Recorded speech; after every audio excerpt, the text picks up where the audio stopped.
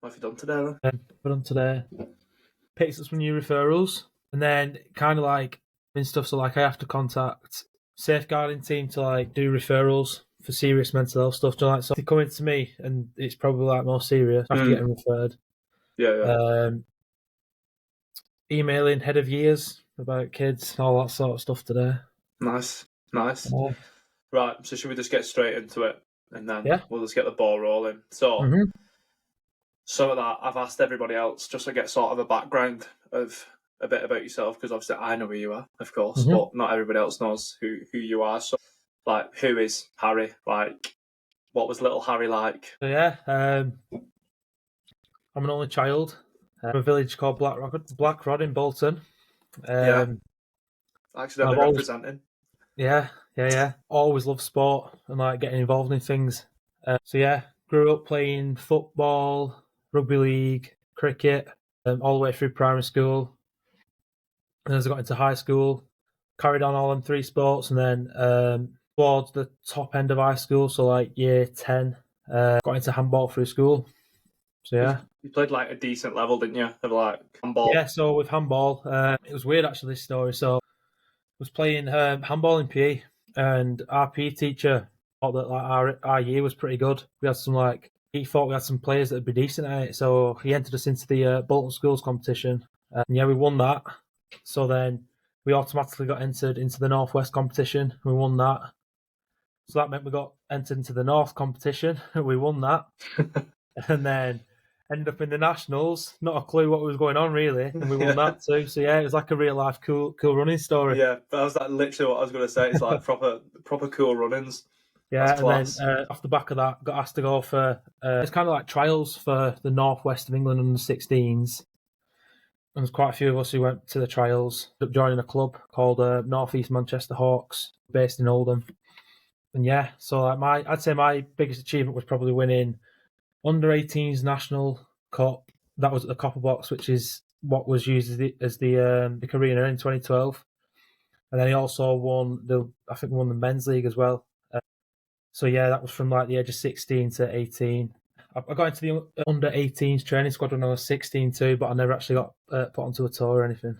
Yeah. The class that though, innit? Like he was literally just thrust into it, and then just kept going through the levels of it, and then was like playing at a somewhat like essentially a national arena of just Oh yeah, it was handball. crazy. Like in the national finals for school, some rules I didn't even know. We were getting pulled up for things in the final, and we didn't even know about the rules. It was absolutely crazy. That's class. So like, obviously you've played sport all of your life. Sport's been like an integral part of who you are. So Yeah. like the reason you're on today is obviously because of what you do on the side and what you did your masters in your degree, which is sports psychology and like stuff like that. So do you think that it was just sort of a natural segue to you to just pursue sport, and why sort of obviously you was a good level athlete, you competed at high standard in specific sports and stuff like that. So what sort of changed your mindset to, instead of like pursuing being a professional, as to working in the industry, if that makes sense? Okay, so kind of going through school, I kind of knew that I liked sport and I liked PE, and then yeah, I did PE's GCSE, and it was all right. Like I wouldn't say I loved it, I liked it, and I knew that I was going to go on to like do sixth form, so like A levels, B Tech. So I decided to do A levels. I saw that my sixth form did a psychology A level, and I thought, you know what, that sounds interesting. There was just something that drew me towards it, and I can't tell you what it was. So yeah, I did PE at A level as well. There was a psychology module in that, and man, I just absolutely clicked with it. Like it was the only part of A level PE that like I proper would go out my way to revise and stuff like that. Yeah, I suppose. I mean, it would have been nice to have pursued a career in sport as like as a pro athlete, but Yeah, I mean, it's the dream, in it, for everybody. Yeah, it didn't work. Yeah, it didn't work out that way. And I knew that like a career in sport would be good for me because I was passionate about it and it was something I wanted to do. Yeah, the handball experience was good. So like we did a qualification on that. At the time, it was called Athlete Apprenticeship in Sport and Excellence. There is something similar now. I can't think of what the name is though, but it's like the equivalent. But that was like at the time you'd go down to near London, and you'd go like every 2-3 months, and you'd be there from 9 in the morning till 3 in the afternoon, and you'd have like maybe 4 hours training, so it'd be like two-hour sessions, and then you do like 2 hours of nutrition, S&C, psychology, lifestyle support, all that. And the psychology stuff I did find interesting, and like I feel like it was beneficial to me.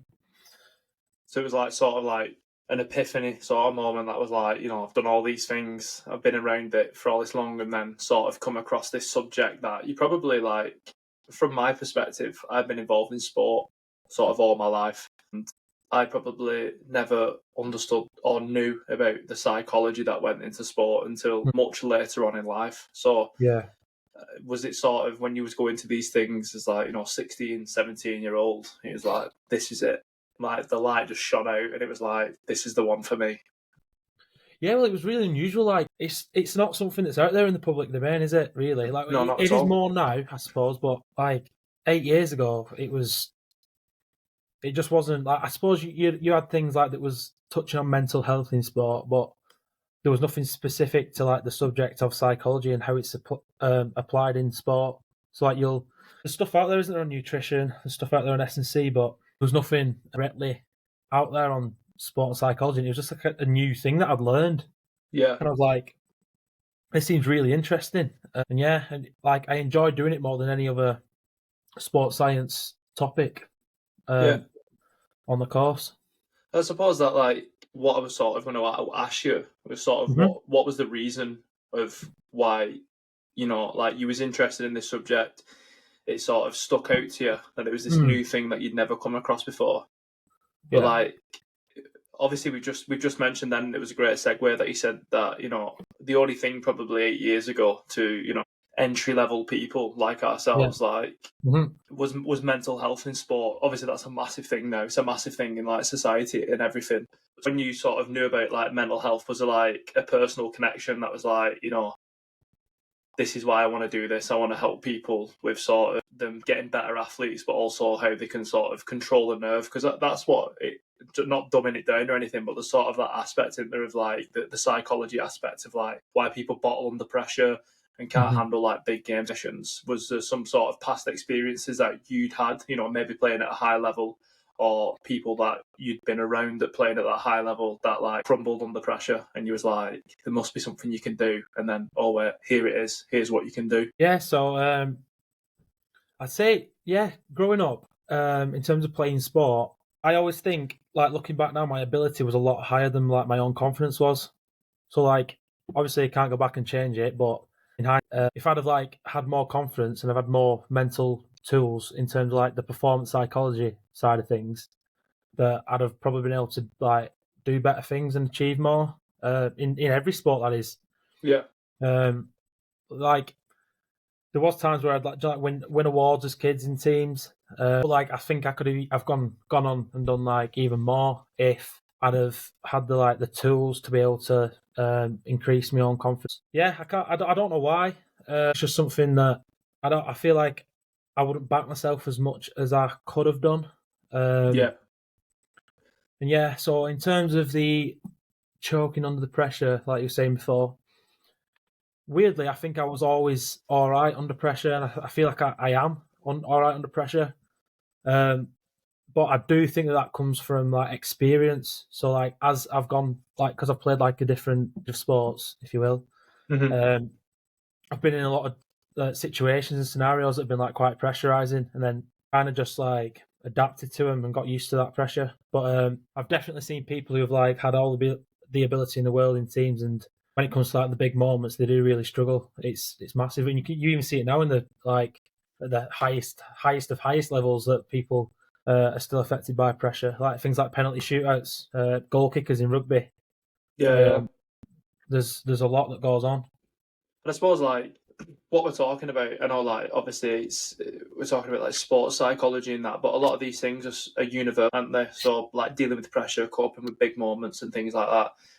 So like obviously there is, but like if someone was going for a job interview and in comparison to doing like a penalty shootout, them are two high stakes situations. There's the things that are transferable from sports psychology that are into everyday life that people could benefit from? Yeah, 100%. I think public speaking is a big one as well, because I feel like that's quite that's a naturally pressurizing environment, isn't it? There's a lot going on. There's a lot of people in the room looking at you. Yeah. There's variables in there to like anything could happen. And I think I was actually reading something. It's interesting you said that. I was reading something the other day, and like how everyone's like, I'm scared of spiders, I'm scared of bees, which is just like a natural fear. But I'm pretty sure what I was reading, it said that like the highest percentage of what people are scared of is the idea of public speaking. Like public speaking being thrown onto them. Yeah.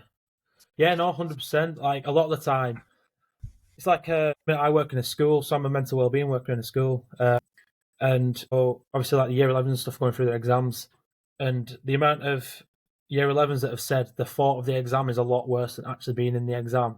It's crazy, but they can't get their head around that. No matter how many times they think that and realise that, the thought of the exam is still just as scary each and every time. Yeah, I suppose it's like pre-match nerves, isn't it? I mean, we play rugby together, and you're a lot better than me.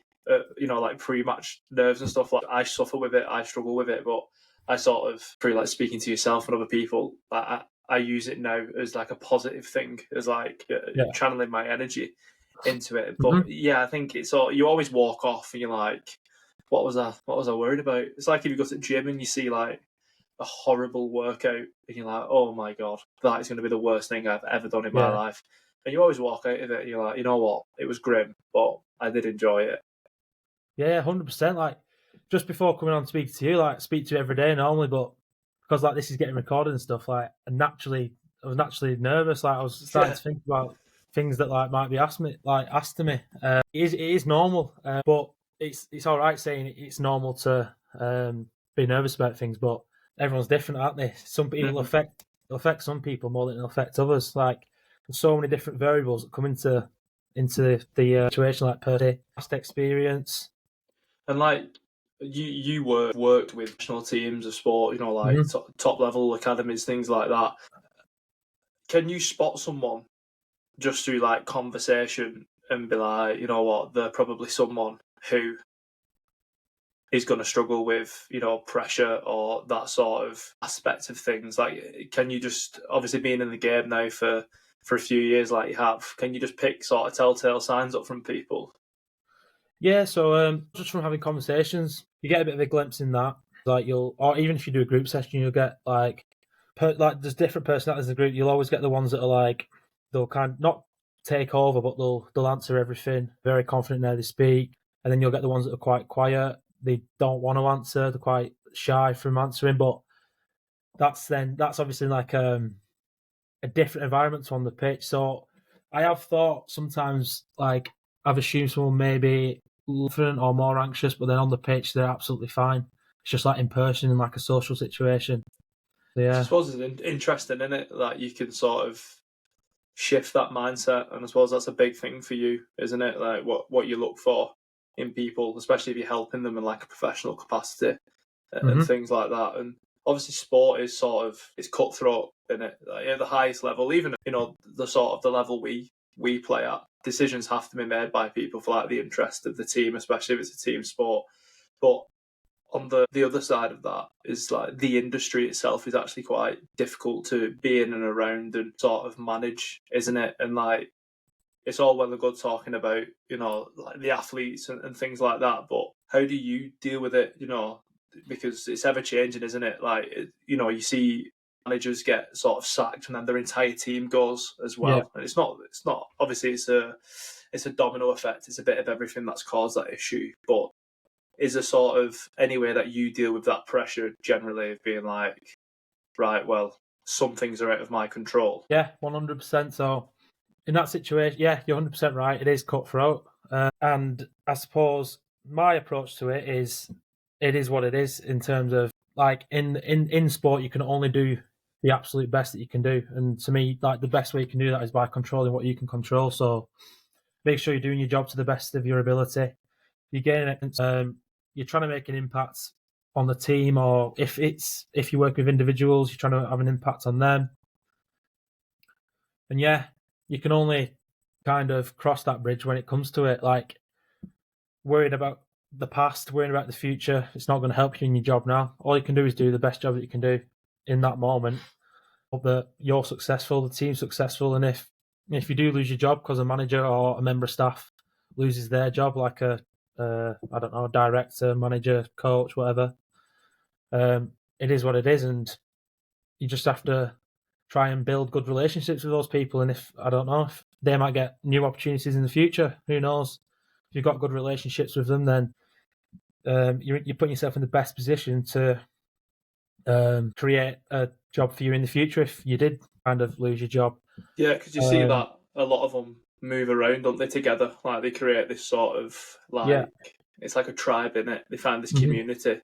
And something I was shocked about, obviously, knowing you on like a personal level, and obviously you're working in sport and stuff, just how much sort of networking, just speaking to people off the cuff actually comes into it. And it's probably like, from an outsider looking in, it seems to be such a massive part of working in sport, and especially what you do, to just have the confidence to be able to speak to people and be open to making new relationships and taking a chance on yourself. Yeah, so building relationships is huge. So especially in psychology, say if you was to get a job in psychology, no matter what level it is, no matter what sport it's in, your first few months is just getting to know everyone, building your relationships, building that rapport, kind of mapping out what it is that you're required to do. Like, what do the club want from you? What do the coaches want from you?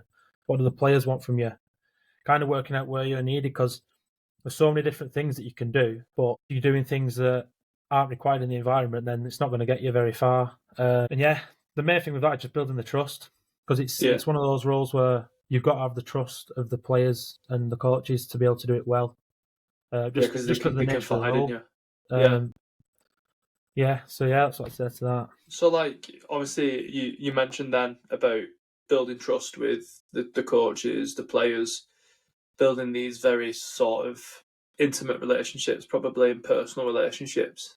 And something that interests me, and obviously love to hear your take on it, is one thing you're always told is like, you shouldn't take your work home with you. You shouldn't get too close to your colleagues and things like that. But I imagine in your position and in your role, where some people could be telling you like, the deepest insecurities, why they feel like this. It's all a part of a bigger picture.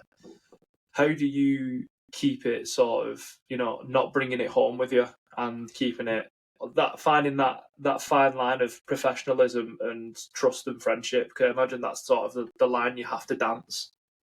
Yeah, 100%. So there's a few different approaches you've got to this, and a few different ways like we can take this. So in terms of like keeping it like professional and things like that. So if we're talking about sport and exercise psychology, so with that, so going back to like building relationships and stuff at the start, that's where I'd also agree confidentiality. So it's a role where that's one of the first things that's got to be agreed. So that's something that I'd usually agree with coaches, and kind of work out what it is, how we're going to do confidentiality. So is it going to be open confidentiality where anything said between me and players is shared, or is it going to be closed confidentiality where anything said between me and the players is kept between me and them, unless like it might be like a safeguarding issue or something like that?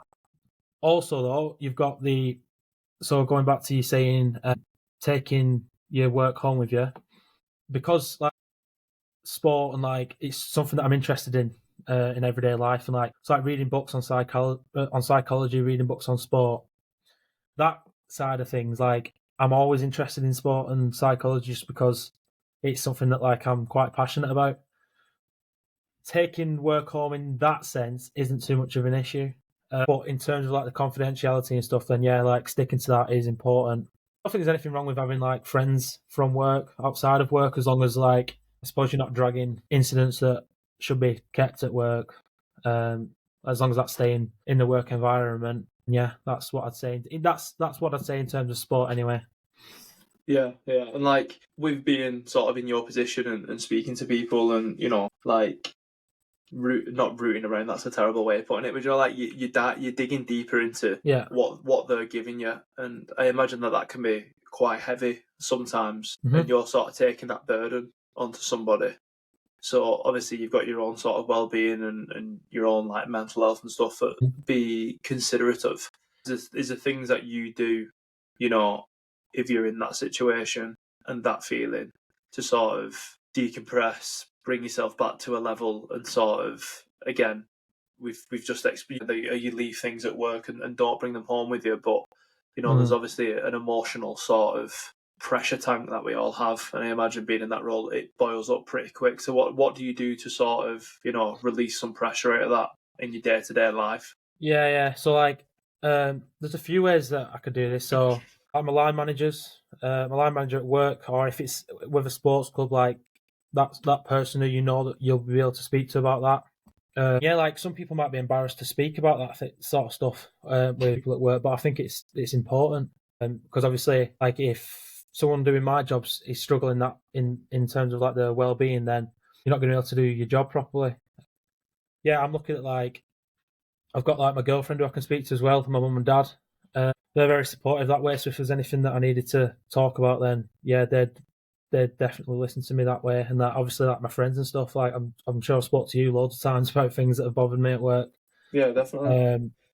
I just think like talking about things is way better than not talking about things. If you're not a talker, then there's different ways you can do it. Journaling's a good way you can do it. Making notes on it. Or even just spending like 10, 15 minutes and just going, you know what, I'm just going to think about all the stuff that's on my mind right now. And I'm going to just keep thinking about it and thinking about it and thinking about it until like you've processed it better. Yeah, almost like a meditative state, like just instead of like thinking about nothing and being mindful, you're almost just concentrating all of that energy into sort of processing it, which is cool. I've never, obviously I speak to you every day, but I've never heard that take on it before, and that's interesting. Yeah, so you kind of like you're just accepting it then, in terms of like trying to accept it. So you kind of just it's like facing your fears. You just go, you know what, I'm going to think about nothing else but all the negative stuff that's in my mind right now, and that way you might process it better. Then you might be able to move on. Whereas if you're trying to avoid it, it's you kind of suppressing it, and it's just going to keep coming back up. Imagine if like a float going into the water and it keeps going back up to the surface. It's that pressure tank again, isn't it? It's not releasing it. It's not letting that outlet. And that obviously there's some great ways, like you mentioned, having a good sort of support group around you, of like your girlfriend, your mum and dad, your friends, having that sort of community that you can have, and then obviously these techniques of like how to sort of release it, which is obviously from my perspective of what I'm interested in and what I'm trying to do. I suppose that what you just said then, I've never thought about it like that, as opposed to just approaching it head on and tackling it. So there's probably definitely people who haven't as well, who hopefully listen to this and are able to take that away. So like you've just mentioned then, obviously the things you do and the things you give to people you work with in your job, and then athletes you work with. So do you you've got all this, you did your masters in it, you've done your degree and stuff in that, you've learned probably lots of theories and methods to apply. Like, do you sort of practice what you preach? Do you apply methods to yourself before you play on Saturday, or you go into a big presentation? Do you sort of channel into the things you know and apply them to yourself as well? Yeah, wow. There's a few ways here. So of exercise. So in terms of exercise, like it's beneficial to you're more motivated to exercise if you're training with someone, for example. That's just a simple way of motivating yourself. Another one, exercising in nature. Let's go with exercising at a moderate intensity as well. So like probably if you was going for a run at a jogging speed, so you're not sprinting, you're not walking, it's like in between. So even if I'm just doing one of them, I know that I'm giving myself the best chance to enjoy exercise more than I am if I just, I don't know, go to the gym and just kind of wing it sort of thing. So I know that if I'm more motivated, I'm going to enjoy it more.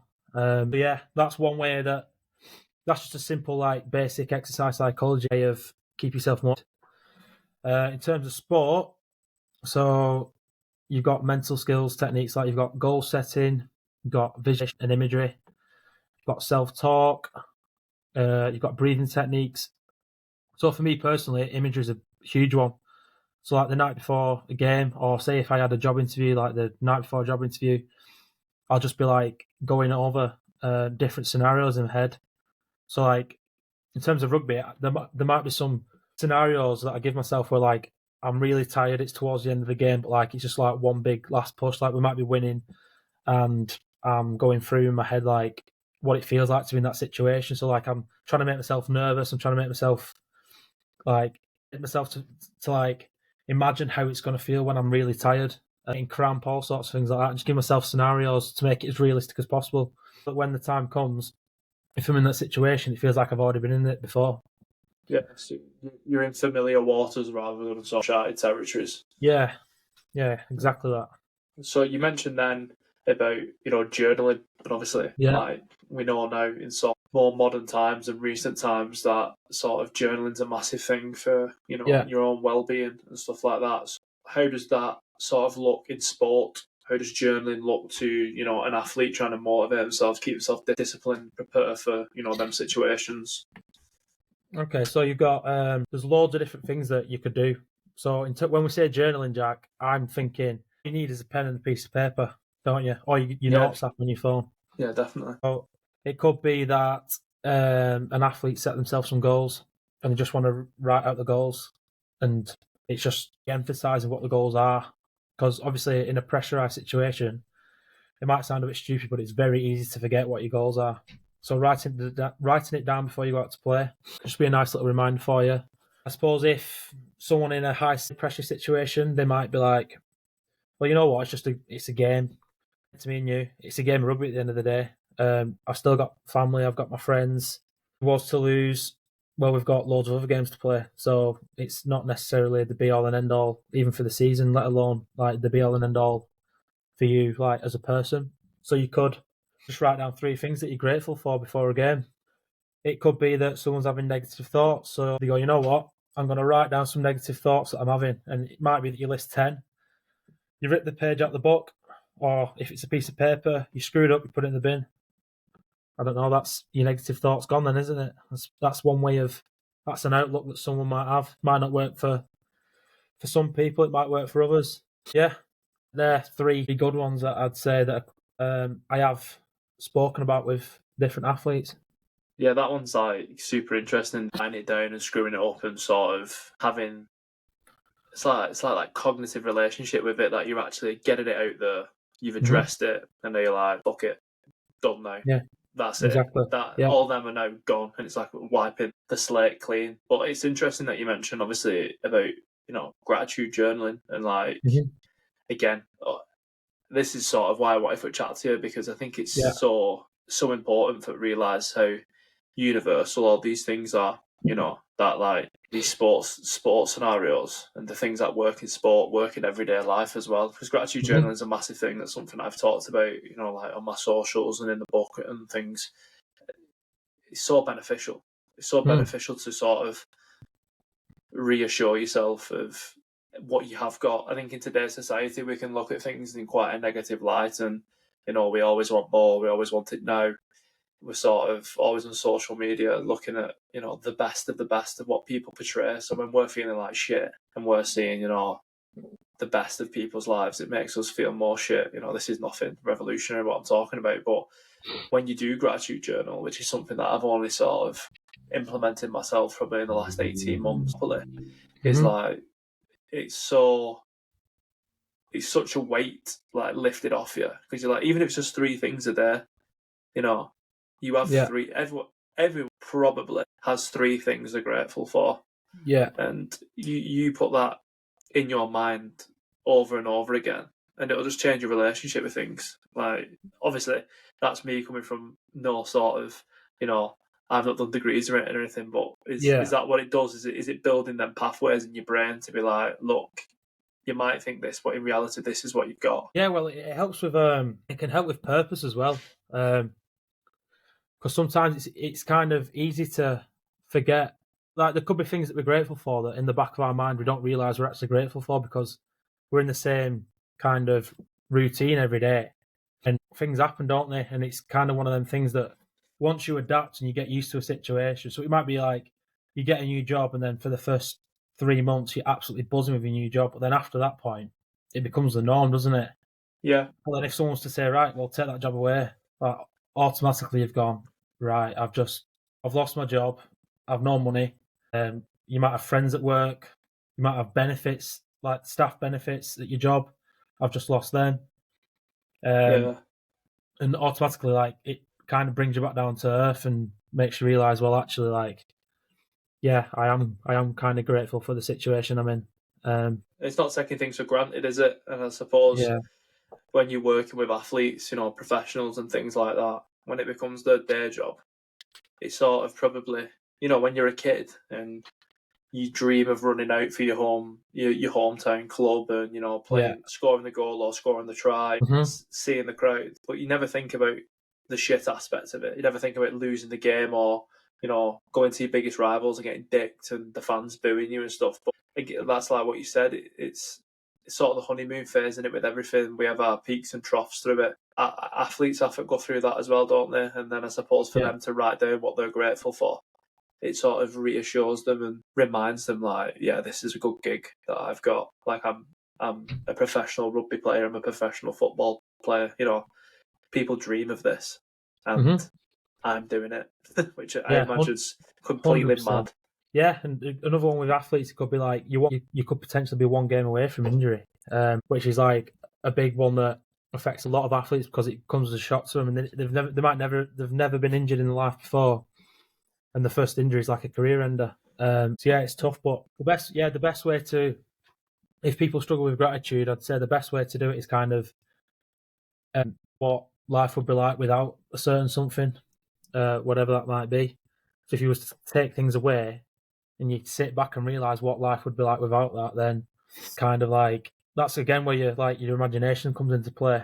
It might be like a negative, it might be kind of like a negative outlook on something, but then it brings like that it shows you the realization of having those things in life and like the positive impact that things have in our lives too.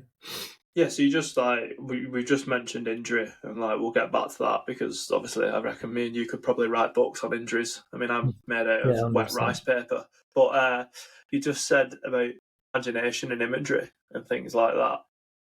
Have you ever come across someone? Is like the imagination a big factor of psychology? And if so, have you ever come across someone who has a shit imagination and struggles with this? What do you do with that? Well, you'll quite often you'll say to someone, you'll ask them, do they use imagery? And a lot of the time their answers will be, no, I don't think it's not something that I use. So then if you ask the question, okay, so have you ever had negative thoughts before a game? And the answer will be yeah. So then you'll say to them, all right then, so give me an example of a negative thought that you have. And they might be like, so we'll stick with rugby, knocking on from kickoff.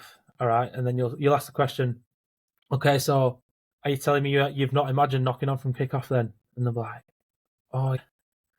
So it's like a realization that, like, without even realizing, they're kind of using imagery. Obviously, that's negative imagery. So if that's the case with someone, it's likely they've kind of learned use their imagination in that way. So like the visualizing negative way. Thing. So you've kind of got to practice it like you would with exercise. So you've got to change that. So you've got to be like, right, so it could be a little task. So 10 times, I'm going to imagine the ball cleanly from kickoff and making that scenario a successful one. Because again, that goes back to you kind of if you're retraining your mind to be positive about something, then the chances are that when it comes to the actual thing, you're giving yourself the best chance that it's going to be successful. Whereas if you've imagined a negative outcome from a scenario, it's more likely to happen when it actually comes to the situation that you're imagining. Yeah, it's class. Like, I remember you doing it with me for weightlifting because I remember being like, "Nah, I don't use imagery," and then like after about 2 minutes of having a look at it, and you was like, "You use imagery all the time," and you probably don't even realize you do it. So like going back to injury, what we mentioned before. So I imagine that's probably, I might be wrong, I might be speaking out of turn here, but I imagine that's probably the biggest difference from like general population to athletes is sort of dealing with the fear of injury and then coming back from injury. And like if someone's obviously had a horrendous, let's take like Harvey Elliott a couple of seasons ago, like he shattered his ankle, dislocated, fractured it and that, but then was back within 10 months or something mental like that. Yeah. Like, what would be sort of the steps a psychologist would try and sort of put in place to ensure that the fear isn't there? Because I mean, we've been in situations that I've got a dud shoulder, and it's all I think about when I play. Like, I have to really focus on not getting sort of up about it. So, like, if you was talking to me, in a couple of months when I'm back and I'm training, like, what would be the signpost to be like, this is what you need to do to not be concerned, not concerned, but let it consume you and let it sort of ruin your recovery and you coming back into sport. Yeah, so it's kind of like once a big injury happens. So let's say like Harvey Elliott, for example, it's usually like similar to grief. So like you'll kind of go through the stages of grief, similar to like someone would be like if someone close to them was to die. Kind of like what you'd see initially when there's like an injury that's happened. Well, then when it comes to kind of like the recovery and like the rehab and coming back, like returning to play, there is going to be confidence issues because like it's kind of like it's an experience that's happened.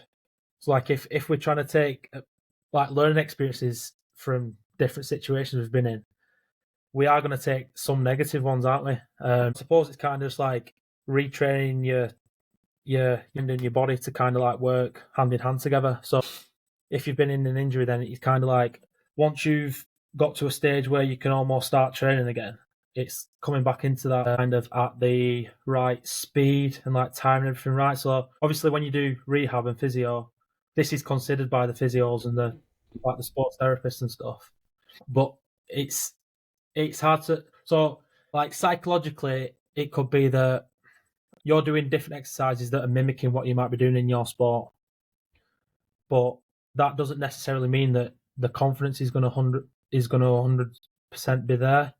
So you've kind of got to go out your way and be like, right, okay, well, what's the scenario that's worrying me? And kind of just think about it. What's bothering me? Am I scared that? So if it's a broken leg, are you thinking, right? Well, what if my leg's weak? What if what if I do this and I get re-injured? Or what if like I've been compensating on my other leg because I've broken my other one and things like that. So it's important if you're going through rehab, speak these through with your physio. If it's a surgeon, speak these through with your surgeon. You can kind of get the reassurance from them.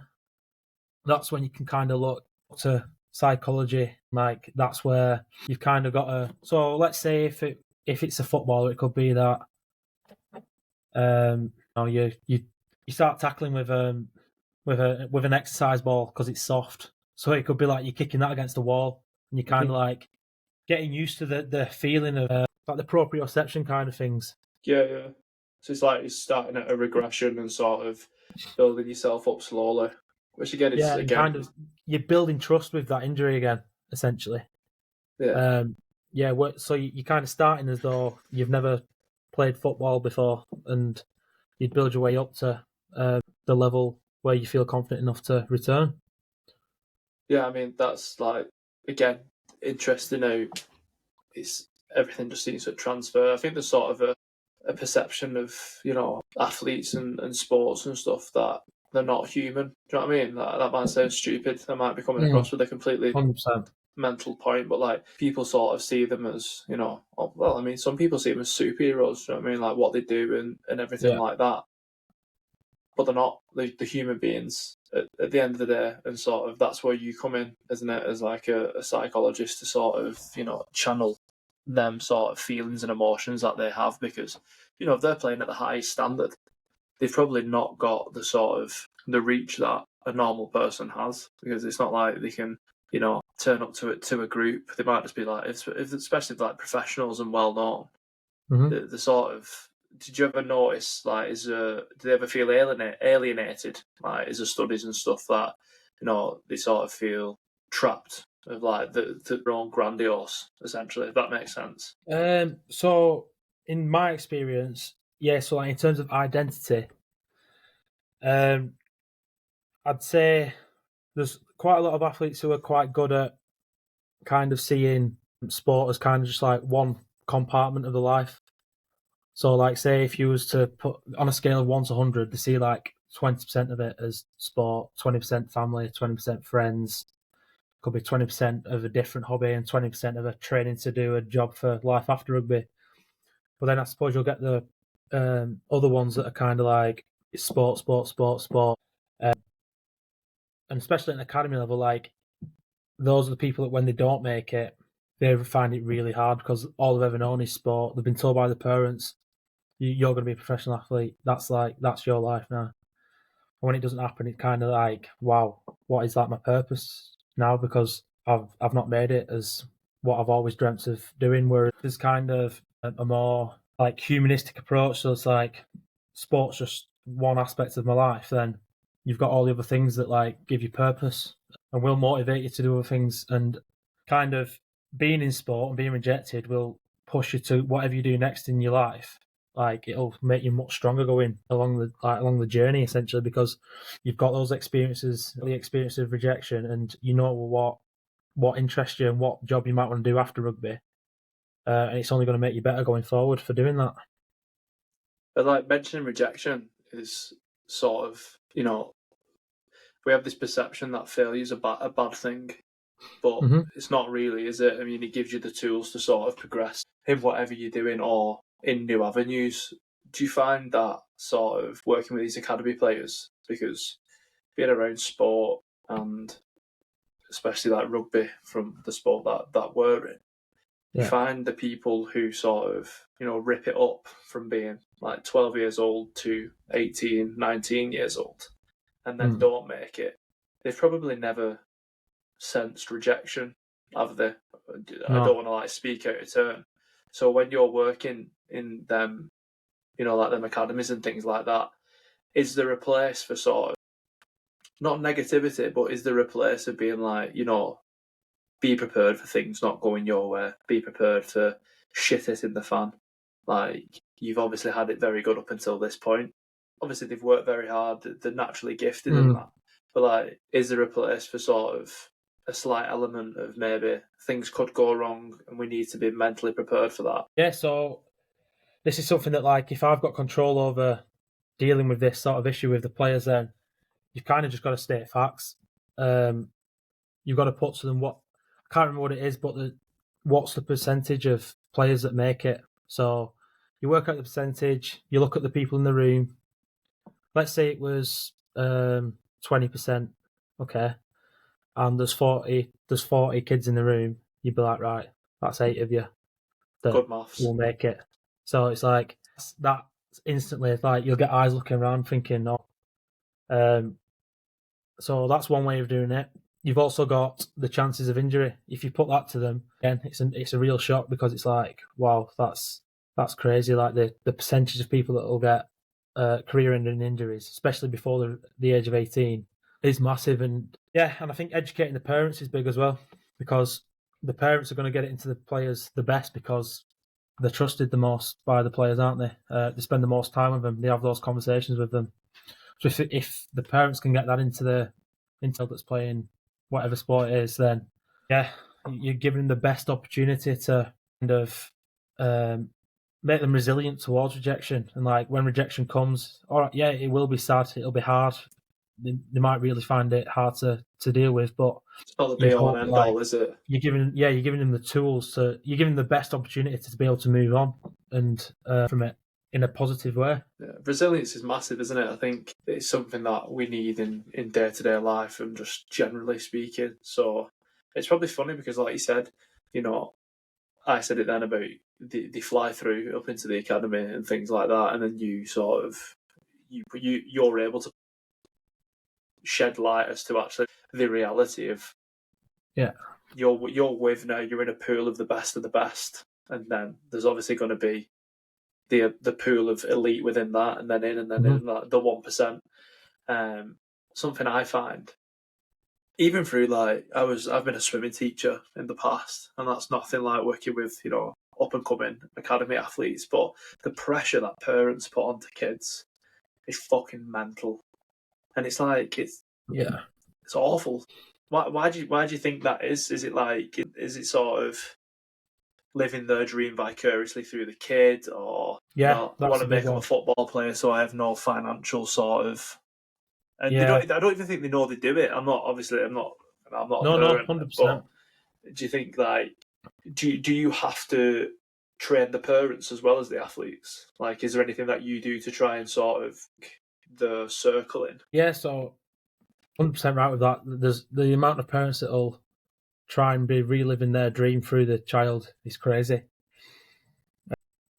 And yeah, kind of like trying to educate parents on that, you've got to kind of like approach sensitively, because you want to be going in with the approach of like you're a bad parent, because obviously, well, I'm not a parent myself for starters, but you've kind of got to provide the education as if to say like this has got to kind of be if the child doesn't want to be doing this, then the chances are they're not going to stick at it. There's evidence out there to show that like if someone's not internally motivated by something, they will not stick at it. And yeah, like the fact, like that's the same as the financial issue with, like, say you wanted your child to be a footballer. It's like the chance of them making it, if that's what you want, and the child doesn't want to be a footballer, it's very, very, very slim chances of that happening, because like they're not going to want to train, they're not going to want to be at the highest level, they're not going to want to make the sacrifices to get to the highest level if they don't want to be there in the first place. And also, like, if you're living your dream through your child that you failed to make, then you're just adding pressure on. So again, you're already putting like a barrier up to that child making it at the highest level. Yeah, it's dead interesting for sort of hear it from someone who knows what they're talking about it, and like the actual sort of knock on effect that has, because it's so sort of, like I said, it's prevalent, isn't it, in sport, and you sort of see 100%. like 6-year-old kids getting bollockings off the dads because they're picking up dandelions on a footy pitch and stuff like that. Like, that's mad. That's crazy. 100%.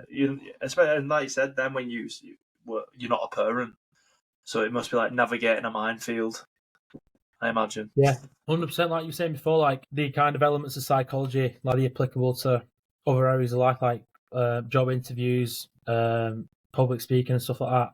Like, that's where I think the approach of, if it's with a child, like the development of the person is the most important thing, rather than the development of the kid at the sport. Because like if anything, take away from it that like it's a learning experience for the kid, the socializing with other kids, the listening to a coach. They could be the things that like make a child go on and grow up and be successful in a job, just from like turning up to amateur football training on a Tuesday night in the pouring down rain.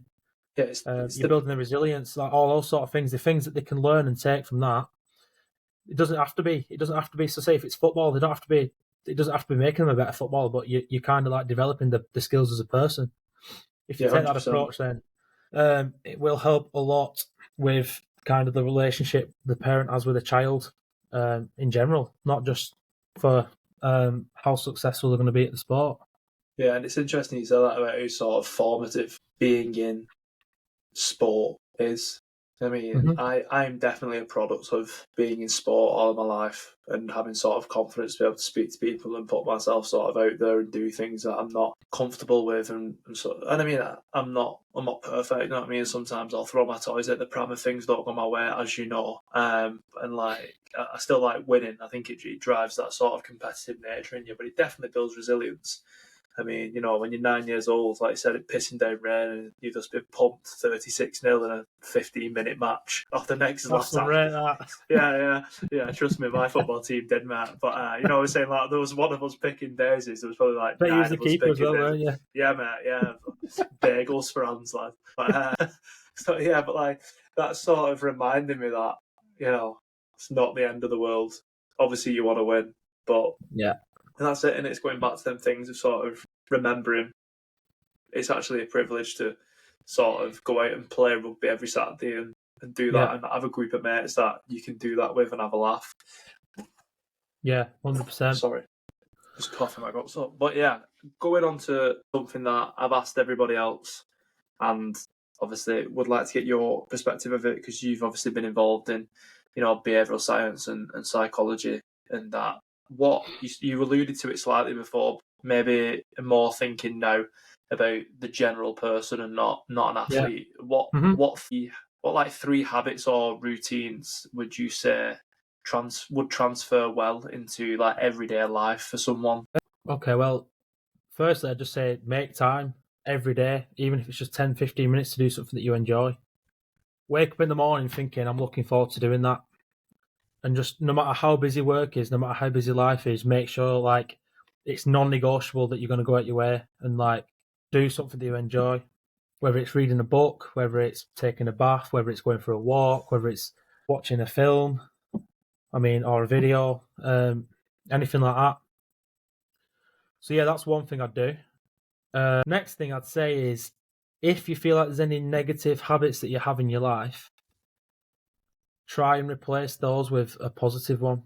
I can't think of any examples, but it could be that like if someone does something every day and they know they do it, and it bothers them, then just try and do something that's like as not similar, because the chances are it's going to be hard to find something similar that's a positive switch, and replace a negative habit with a positive habit, if you get what I mean by that.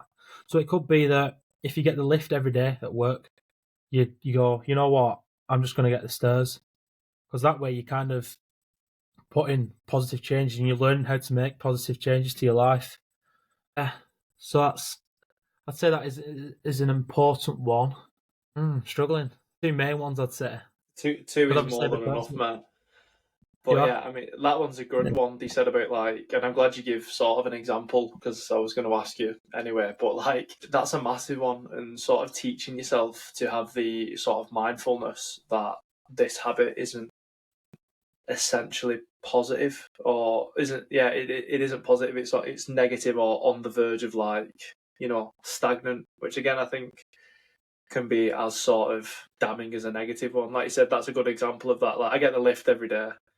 Like, it's probably in your mind, you're probably like, it's not going to make that much of a difference, so I change that. But actually, when you look at the alternative, it is going to make a massive difference in the long run. So yeah, that's a really good one for like giving people sort of the opportunity to try and assess what is negative in their life. Is there a way from like a psychology perspective or like a behavioural perspective that people can? Is there any exercises that you're aware of that people could maybe do? Like you said, you mentioned about writing stuff down before, where they can try and pinpoint them negative things or stagnant habits or routines in their life. Putting you on the spot again. No, it's fine. Journaling, I think, is a great one, because you're kind of proving that that's a negative thing to yourself. And I'd say a massive one is just talk about it. Like, no, like the chances are someone's not going to judge you for you discussing your negative habits with them. Like, just it's if you can kind of discuss it, you might speak to someone and be like, well, they might go, you know what, like I do the same, or I do something similar. Yeah. So like that way, you kind of like to relate. You can relate. Someone like there's someone that you can relate to. It's a big thing, that, because then you don't feel as like isolated about the situation. Yeah, you don't feel alone, do you? Which is a massive thing of like, again. Yeah, like for example, you've got that links back. So there's a theory in exercise psychology called the self-determination theory, and it's a theory of intrinsic motivation, and like relatedness is one of them. Just like about like interacting with people and kind of speak with people and kind of feeling that other people are on your wavelength. Another one's autonomy, so that's like having choice and having control in your decisions. So kind of like if it's exercise, it might be like, well, I don't like exercise, but I don't mind walking. So you might go, right, I'm going to choose to walk, because that way you've chosen to do it. So you're more likely to stick at it. Competent. So that's like, we'll stick with exercise because the theory is about exercise, but like making an exercise where it's not too hard for you, so that like you do it once and you're like, right, that was traumatizing, I'm not doing that again. But it's also not too easy, so you're not bored. So you're not like me playing football when I was 9. Yeah, exactly. Yeah, 2 goals every minute. Yeah. Coming in like one of the basketball games in an arcade, just through. Yeah.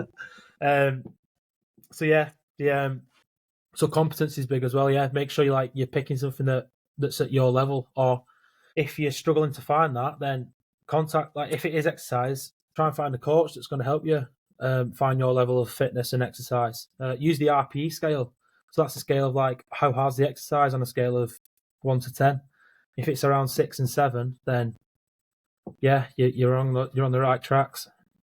The class, mate, they're all like, good things that I think people can sort of relate to and implement in the day-to-day life, and use these sort of proven methods in sport, but again, are universal into everyone. And I'm glad you mentioned about sort of speaking to people, trying to relate to people, because essentially this is the aim of what this podcast is. It's trying to show people that even though we're all different, we're all very similar in how we do things, how we approach things, but then we all have these sort of individual, unique trinkets of information that, like I said, I've spoken to you now.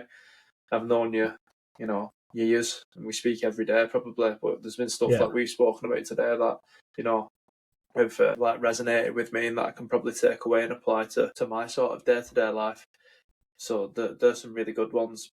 One thing that I like asking people, and I found is a good one and sort of puts them on the spot a little bit, is what habit would you love to introduce to your life or reintroduce into your routine / life? Like, is there one habit that comes to mind that you did that you like wish I still did that, or one that you like I wish I could get that into my routine?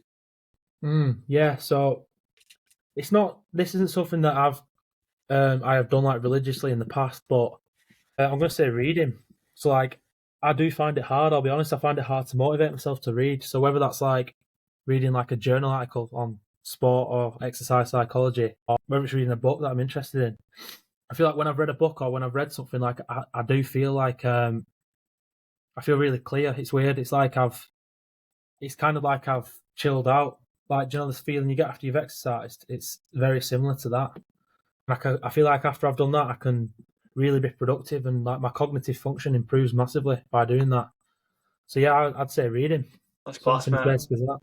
And like I can so relate to what you've just said about the feeling that it gives you when you've read something or been reading something. I mean, for me, one of my probably since being 18, probably, and I'm getting on a bit now, lad. So we're coming up to 10 years on that mark, which you think about is a long time. But reading is probably one of my most ingrained habits because it's the only thing. I'm a terrible sleeper. Always been a terrible sleeper. But it's the only thing that shuts me off. It's the only thing that makes me sort of relax. Like, even if it's like, I like reading things in the day. So, non-fiction things like about habits, the behaviour, anything, history. But at night I read novels and things like that. And I love a serial killer novel, mate. Freak myself out, but it still gets me sleep. So there's definitely something there that just it's meditative. I think it's probably the closest thing that I can put my finger on to meditating. Yeah, 100%. But not meditating.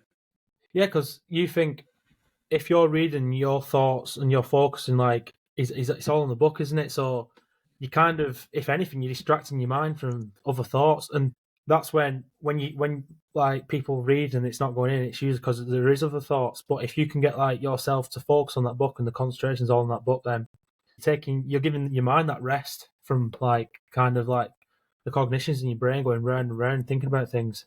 Yeah, and that's definitely why I sort of moved away from like non-fiction before bed.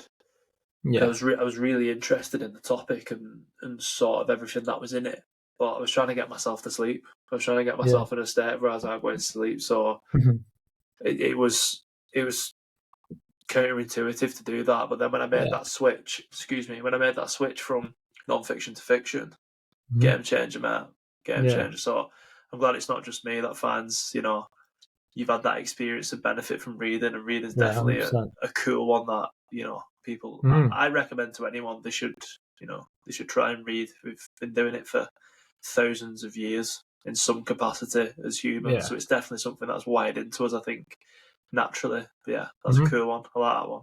But yeah, mate, so thank you very much. Thanks for giving us. We've done an hour again, flown by. It's mad how these things just fly through. Where can people find you? What services do you have available? Just give yourself a little bit of a plug so people can reach out to you. So I offer sport and exercise psychologist support. So whether you're an athlete, a coach, personal trainer, and I can offer my services to those sorts of people. I do have an Instagram page, and you'll find that it's at Mind Gains Psychology. Cool, great stuff, mate. Thank you for coming on, and it's been a pleasure. Yeah. I'll speak to you very soon. Take it easy, mate. Thank you. Bye.